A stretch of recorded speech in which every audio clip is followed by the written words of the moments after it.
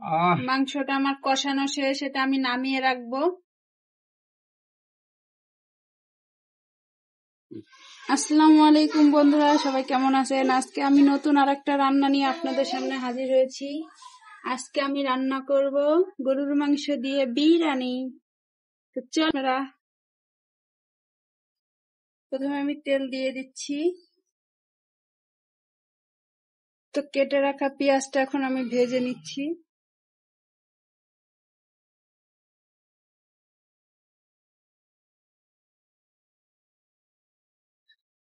তো পেঁয়াজটা আমি ভেজে রেখে দেব, এটা বিরিয়ানি রান্না হয়ে গেলে সেটা আমি বিরিয়ানির উপরে দেব।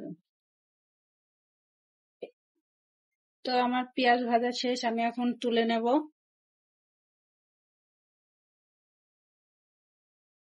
কেটে রাখা আলুগুলো আমি ভেজে নেব এখন। লবণ দিয়ে হলুদ দিয়ে আমি এখন আলুটা ভেজে রেখে দেব। হলুদ দিয়ে দিলাম, এটা আমি বিরিয়ানির মধ্যে দেব। এটা আমি লাল করে ভালোভাবে ভেজে নেব। তো আলুটা ভাজা শেষ, আমি আলুটা এখন তুলে নেব। এইভাবে লাল করে ভেজে নিলে আলুটা বিরিয়ানির মধ্যে দিলে অনেক মজা লাগে খেতে। লাল করে ভেজে নিয়েছি। কেটে রাখা পেঁয়াজটা আমি এখন দিয়ে ভেজে নেব।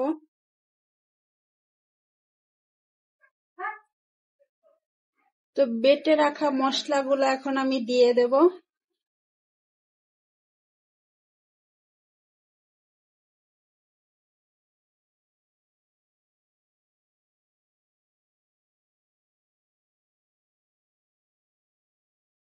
আদা বাটা, জিরা বাটা, রসুন বাটা আর কাঁচামরিচ বাটা সব একসাথে দিয়ে দিলাম আমি এখন। দিয়ে ভালোভাবে একটু ভেজে নেব।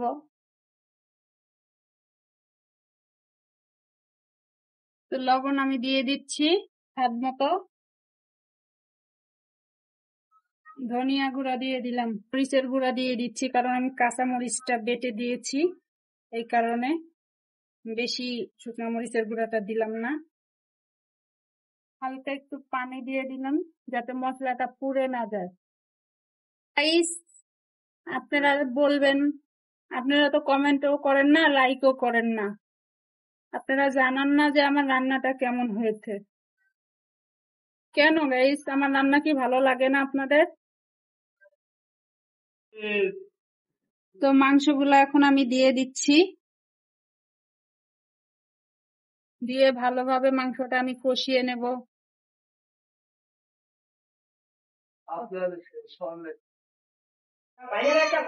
তো আমি এখন বিরিয়ানির মশলাটা এর ভিতরে অ্যাড করে দেব, ভালোভাবে মিশিয়ে নেব।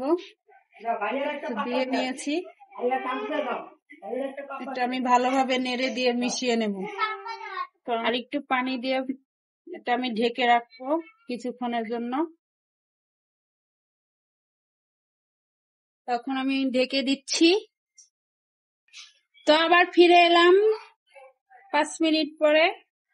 তখন দেখেন মাংসের কালারটা কি, দেখতেই খেতে মন চাচ্ছে আপনাদের। তো চলে আসুন, কমেন্টে জানাবেন,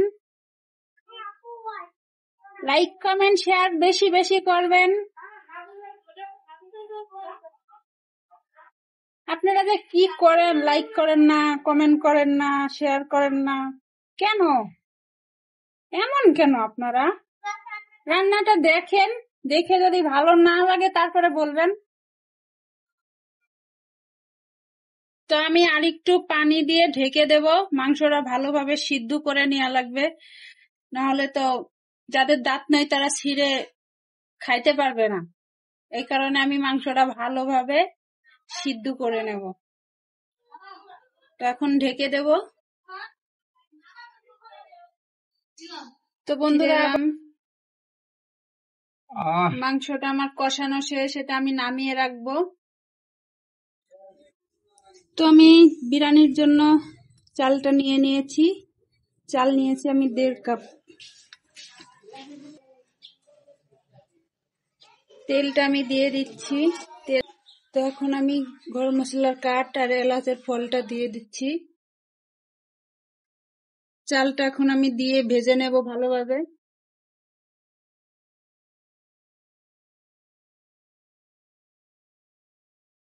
আমি খুব সহজে বিরিয়ানিটা রান্না করতেছি, কোনো ঝামেলা ছাড়া।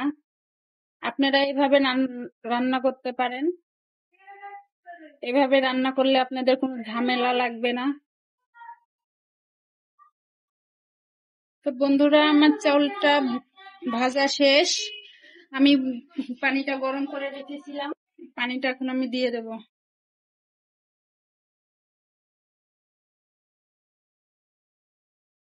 তো আমি একটু লবণ দিয়ে দিচ্ছি। আমি গোশের ভিতরে লবণ দিয়েছি, তারপরেও এটার ভিতরে লবণ দিয়ে দিচ্ছি। লবণ দিয়ে ভালোভাবে আমি নেড়ে ঢেকে দেব। তো এখন আমি ঢেকে দিলাম। তো ফিরে এলাম। আমি কয়টা কাঁচামরিচ দিয়ে দিচ্ছি।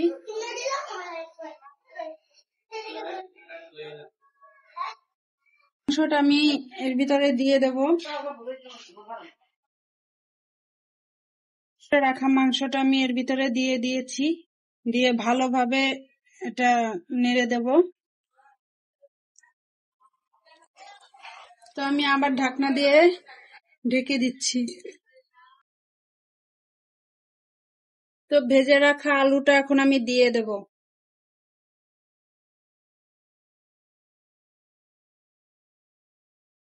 দিয়ে এভাবে ভালোভাবে নেড়ে দেব।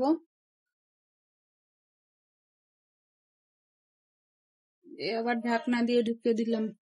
তো বন্ধুরা, আমার রান্না শেষ। রান্নাটা কেমন হয়েছে জানাবেন। আমি এখন ভাতটা নামিয়ে রাখবো। বিরিয়ানি তো আমি নামিয়ে নিয়েছি। ভেজে রাখা পেঁয়াজের বেরেস্তাটা আমি এখন দিয়ে দেব। শেষ। তো আমার রান্নাটা কেমন হয়েছে জানাবেন। লাইক কমেন্ট শেয়ার করবেন, সাবস্ক্রাইব করে দিবেন। তো সবাই ভালো থাকবেন। আল্লাহ হাফেজ।